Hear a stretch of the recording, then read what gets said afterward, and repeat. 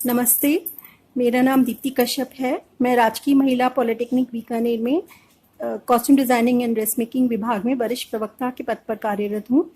साथ ही मैं triple I cell industry institute interaction cell की भी प्रभारी हूँ और इसी को ध्यान में रखते हुए जो सेल की गतिविधि के अंतर्गत मैं आपको प्रैक्टिकल ट्रेनिंग रिपोर्ट किस तरह से तैयार की जाती है और प्रैक्टिकल ट्रेनिंग होती क्या है उसके बारे में मैं आज आपको बच्चों बताना चाहती हूँ। प्रैक्टिकल ट्रेनिंग हमारी द्वितीय वर्ष के उपरांत की जाती है, परंतु अभी हमारे नए जो फर्स्ट ईयर के बच्चे आए हैं वो इस साल से वो लोग भी प्रैक्टिकल ट्रेनिंग करेंगे। तो फर्स्ट ईयर और सेकेंड ईयर दोनों ही बच्चे जो हैं वो मुख्य परीक्षा के उपरांत प्रैक्टिकल ट्रेनिंग करेंगे। प्रैक्टिकल ट्रेनिंग 24 कार्यकारी दिवस की होती है, 24 वर्किंग डेज की होती है। इसे समर ट्रेनिंग भी कहते हैं। अब ये प्रैक्टिकल जो ट्रेनिंग है वो हमारे पाठ्यक्रम के अनुसार प्रथम वर्ष एवं द्वितीय वर्ष की मुख्य परीक्षा के उपरांत 24 कार्यकारी दिवस की प्रैक्टिकल ट्रेनिंग उद्योगों में करना आवश्यक होता है। यह ग्रीष्मकालीन अवकाश के दौरान की जाती है। ट्रेनिंग का मुख्य उद्देश्य उद्योगों के वातावरण, वहाँ की कार्यप्रणाली को समझना होता है। छात्राएं संस्था में जो प्रायोगिक कार्य करती हैं, यानी क्लासरूम में वो जो सीखती हैं, लैब में जो कार्य करती हैं, क्या उसी तरह का कार्य उद्योगों में होता है? उद्योगों में उत्पादन बहुत मात्रा में होता है, तो वहाँ पर जो संपादित प्रायोगिक कार्य होता है वो लैब में किए गए प्रायोगिक कार्य से थोड़ा भिन्न होता है, परंतु मूलभूत कार्य जो होते हैं वो समान होते हैं। यानी प्रैक्टिकल एस्पेक्ट को जानना होता है, साथ ही उद्योगों के वातावरण को समझना होता है। छात्राएं उद्योगों में जाकर नई नई मशीनरी की जानकारी प्राप्त करती हैं, उनकी तकनीक को समझती हैं, उनका उपयोग समझती हैं। प्रैक्टिकल ट्रेनिंग के पश्चात एक रिपोर्ट जो है बच्चों को बनानी होती है और संस्था में अध्यापकों या एक समिति के समक्ष उनको अपना प्रेजेंटेशन देना होता है कि छात्राओं ने प्रायोगिक रूप से क्या सीखा।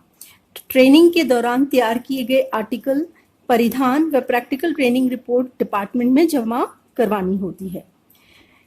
अब आपका जो 24 कार्यकारी दिवस की जो प्रैक्टिकल ट्रेनिंग होती है से आपको प्रैक्टिकल व टेक्निकल नॉलेज मिलती है। साथ ही साथ आप अपने कैरियर का निर्धारण भी इसी समय कर लेते हैं, क्योंकि आप देखते हैं कि मैंने जो कोर्स किया है उसका अब एक्चुअल रूप से वो किस तरह से जो है वो कार्य करता है।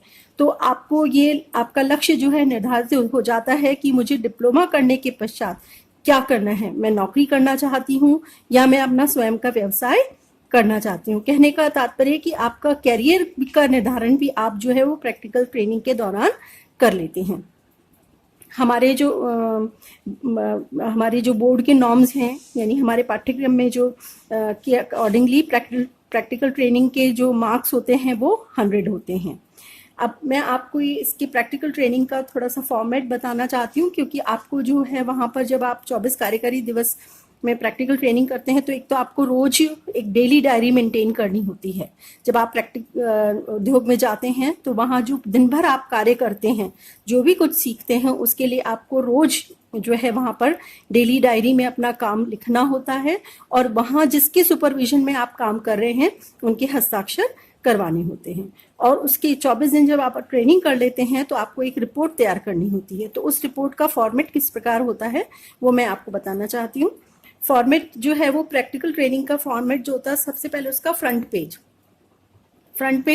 आप चाहें तो उसको कलर्ड भी बना सकते हैं या ब्लैक एंड व्हाइट भी आप जो है वो कर सकते हैं। ये फ्रंट पेज में आपको अभी बताती हूँ। पहले हम देख लेते हैं कि किन किन पॉइंट्स को हमें ट्रेनिंग रिपोर्ट में कंसिडर करना है।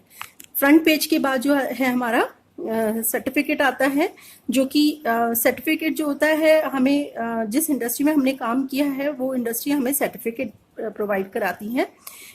सर्टिफिकेट आप प्रैक्टिकल ट्रेनिंग रिपोर्ट में ना लगाएं ओरिजिनल, क्योंकि ओरिजिनल आगे आपके काम आता है। तो आप उसकी एक कलर्ड स्कैन कॉपी या फोटो कॉपी जो है वो ओरिजिनल सर्टिफिकेट की आप लगा सकते हैं।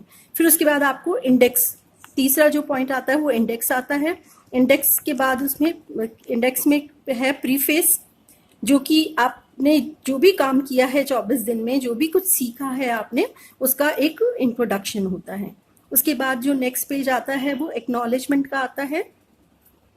एक्नॉलेजमेंट जो होता है कह सकते हैं कि is a way of giving credit and thanks. यानी ट्रेनिंग के दौरान, ये तो सब जानते ही हैं कि जब हम कोई कार्य सीखते हैं तो बहुत सारे लोगों का सहयोग और गाइडेंस जो होती है हमें कार्य संपादित करने में बहुत अधिक मदद करती है। तो आप अपना जो है एक्नॉलेजमेंट में आपके कह सकते हैं टीचर्स का आप धन्यवाद कर सकते हैं, आप टेक्निकल बोर्ड का धन्यवाद कर सकते हैं, क्योंकि उन्होंने ही अपने पाठ्यक्रम में इस तरह का प्रोग्राम रखा जहां पर आपने व्यवहारिक तौर पर देखा कि मेरे डिप्लोमा की क्या उपयोगिता है और मैं आगे फ्यूचर में क्या कर सकती हूँ। साथ ही ट्रेनिंग के दौरान आपकी जो सहयोगी छात्राएं हैं या आपकी जो फ्रेंड्स हैं, उन्होंने भी आपको इस कार्यक्रम में सहयोग किया होगा, तो उन सब का भी आप जो है वो धन्यवाद कर सकते हैं एक्नॉलेजमेंट में। डिपार्टमेंट का धन्यवाद कर सकते हैं, अपने संस्था प्राचार्य का धन्यवाद कर सकते हैं। उसके बाद आता है नेक्स्ट जो है वो चैप्टर जो है इनको आप जैसे प्रीफेस और एक्नॉलेजमेंट को आपको नंबर देने की जरूरत नहीं है। नंबर आप देंगे चैप्टर्स को, चैप्टर्स 1 to 10 या जितने भी आप चाहते हैं आप रख सकते हैं। इन चैप्टर्स में आप अपनी जो भी आपने काम सीखा है या देखा है उसको आप क्रम अनुसार लिखेंगे। इनकी चैप्टर्स की संख्या आप कम ज्यादा कर सकते हैं। फिर उसके बाद आता है नेक्स्ट जो आता है पेज वो कंक्लूजन होता है कि फाइनली टू सम अप, मतलब आपने जो काम किया है उसका एक फाइनली आपको एक लास्ट में बताना होता है कि एक कमेंट देना होता है कि आपने जो है इसकी क्या उपयोगिता है और आप इसको किस तरह से आगे करेंगी। फिर आता है अपेंडिक्स कंटेनिंग अदर इंफॉर्मेशन, जिसके अंतर्गत हमारी अदर इंफॉर्मेशन के अंतर्गत आता है नेक्स्ट पेज अपेंडिक्स होता है, जिसमें कि containing other information text about the topic. जैसे कि आपने वहाँ पर जिस भी इंडस्ट्री में आप जाते हैं तो वहाँ का अपना एक मेजरमेंट चार्ट होता है कि जहाँ पर वो गारमेंट एक्सपोर्ट किए जाते हैं, हर कंट्री का अपना अलग तरह का मेजरमेंट चार्ट होता है, तो वो मेजरमेंट चार्ट आप लगा सकते हैं। वहाँ पर जो फैब्रिक स्पेशली काम में लिया जा रहा है उसके सैंपल्स आप लगा सकते हैं। एक्सेसरीज जो वहाँ यूज़ की जाती हैं वो आप लगा सकते हैं। नेक्स्ट जो आपका पेज आता है, कंटेंट आता है, वो रेफरेंसेस का मतलब कि आपने कौन कौन से सोर्सेज से, something which is a source of information about a subject, यानी आपने अपने विषय सब्जेक्ट के लिए जहाँ जहाँ से भी आपने इंफॉर्मेशन ली है, जहाँ से आपने इंडस्ट्री के साथ साथ अतिरिक्त कहीं से जानकारी प्राप्त की है, चाहे वो आपके मैगजीन्स के द्वारा हो, चाहे आपको किसी व्यक्तियों ने बताई हो या आपने किसी वेबसाइट से ली हो, तो वो सभी इंफॉर्मेशन के सोर्सेज या आपने किसी बुक से किताबों से जानकारी प्राप्त की हो, उन सब के सोर्सेज के बारे में आपको बताना होता है। नेक्स्ट जो है वो आता है फोटोग्राफ्स। जब आप इंडस्ट्री में काम करते हैं और जब अपनी ट्रेनिंग करते हैं तो उस दौरान आप कार्य करते समय अपनी फोटोग्राफ्स जरूर खिंचवाएं और उनको जो है अपनी रिपोर्ट पर ज़रूर लगाएं।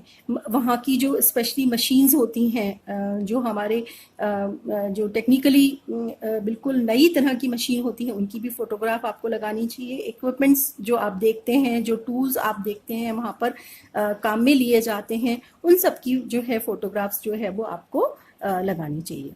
चैप्टर जो है वो जैसे कि 1 से 10, 1 से 15 या 1 से 7 जो भी आप रखते हैं, उनमें सबसे पहले जो है आप मशीनरी के बारे में बताएंगे कि इंडस्ट्री में आपने कौन कौन सी मशीनें देखी और वो मशीनें किस तरह से कार्य करती हैं, कौन से मेक की हैं और उनकी टेक्नोलॉजी किस तरह की है। फिर जो दूसरा चैप्टर होगा उसमें आप बताएंगे कि कौन सा रॉ मटेरियल जो है वो उस इंडस्ट्री या एक्सपोर्ट हाउस में काम में लिया जाता है और वहाँ का पूरी कार्य प्रणाली किस तरह की है, यानी कि फैब्रिक का जो भी पूरा प्रोसेस है, यानी गारमेंट बनने तक, या आप अगर जो भी ट्रेड में हैं, चाहे टेक्सटाइल डिजाइनिंग कर रहे हैं, चाहे इलेक्ट्रॉनिक्स के छात्र छात्राएं हैं, तो जो भी आप रिलेटेड सब्जेक्ट्स में ट्रेनिंग कर रहे हैं, वहाँ का पूरा वर्किंग प्रोसेस जो है वो आप बताएं। आप उसको फ्लो चार्ट के द्वारा भी बता सकते हैं और अपने अनुसार किसी भी प्रकार से आप उसको बता सकते हैं। जब जैसे माल तैयार होता है तो वो कहाँ एक्सपोर्ट होता है, उसकी भी संपूर्ण जानकारी आपको अपने चैप्टर में बतानी चाहिए। आप अपना प्रेजेंटेशन जो है वो पावर पॉइंट प्रेजेंटेशन के द्वारा दें तो बेहतर होगा। और साथ ही आपको ट्रेनिंग के दौरान जो है वो 2 आर्टिकल्स बनाने होते हैं, और वो 2 आर्टिकल्स जो हैं आपको अपने डिपार्टमेंट में जमा करवाने होते हैं अपनी ट्रेनिंग रिपोर्ट के साथ। अभी हमने ट्रेनिंग रिपोर्ट जो है वो आपकी इस तरह की स्पाइरल बाइंडिंग की बनेगी आपकी ट्रेनिंग रिपोर्ट।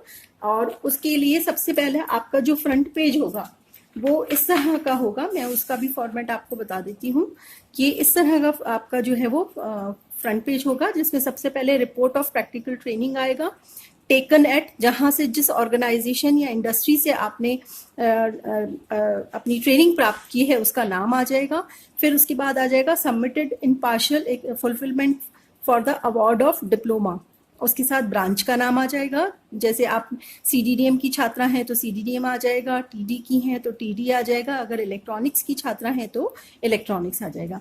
उसके बाद आप अपने यहाँ पर अपने पहले पेज पर जो है कॉलेज का लोगो लगाएं, क्योंकि उससे जो है एक रिपोर्ट अच्छी लगती है और एक लगता है कि ऑथेंटिक रिपोर्ट है। तो आप अपने कॉलेज का लोगो कॉलेज से प्राप्त करें और अपनी रिपोर्ट में यहाँ पर सेंटर में जरूर लगाएं। उसके बाद सबमिटेड बाय में आपका अपना नाम आएगा, आपका एनरोलमेंट नंबर आएगा। एनरोलमेंट नंबर आपको फर्स्ट ईयर में ही मिल जाता है, और ये एनरोलमेंट जो होता है वो 3 सालों के लिए समान रहता है, जबकि अगर आप रोल नंबर लिखते हैं तो रोल नंबर जो है वो बदलता रहता है। तो आप यहाँ पर अपना एनरोलमेंट नंबर लिखें, सत्र लिखें, और कौन सी ईयर की छात्राएं हैं, आप फर्स्ट ईयर की हैं या सेकेंड ईयर की हैं, और अपने ब्रांच का नाम लिखें। सबमिटेड एट, आप अपने डिपार्टमेंट का नाम लिखें, और अपने जिस भी टीचर को या डिपार्टमेंट हेड को आप अपनी रिपोर्ट दे रहे हैं उनका यहाँ पर नाम लिखें। उसके बाद नीचे आ जाएगा अपने डिपार्टमेंट का नाम, जैसे कि आप CDDM की छात्रा हैं, TD की हैं, इलेक्ट्रॉनिक्स की हैं, जिस भी ब्रांच से आप संबंध रखती हैं उसका नाम यहाँ पर आ जाएगा। और उसके बाद आ जाएगा government women polytechnic college Bikaner, यानी कॉलेज का नाम आ जाएगा। और उसके बाद आ जाएगा board of technical education Jodhpur Rajasthan. इस तरह से आपका जो है ये वो फ्रंट पेज तैयार होगा।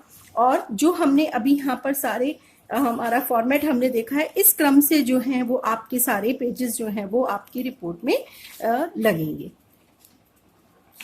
इस क्रम से जो है वो आपके सारे रिपोर्ट में पेजेस लगेंगे, और ये आपका जो है रिपोर्ट का पहला पेज रहेगा। और इस तरह से बाइंड होकर के आपकी जो है वो रिपोर्ट तैयार होगी। और आप अपना ये प्रेजेंटेशन जो है वो पावर पॉइंट के द्वारा देते हैं तो बहुत ही अच्छा रहेगा। मैं उम्मीद करती हूँ कि आपको ये प्रोजेक्ट रिपोर्ट या कह सकते हैं आपकी ट्रेनिंग रिपोर्ट बनाने में आपको इस सेशन से मदद मिलेगी, और आपको अपनी रिपोर्ट भली भांति तैयार करने में बहुत ज़्यादा आपको ये सेशन सहयोग करेगा। धन्यवाद।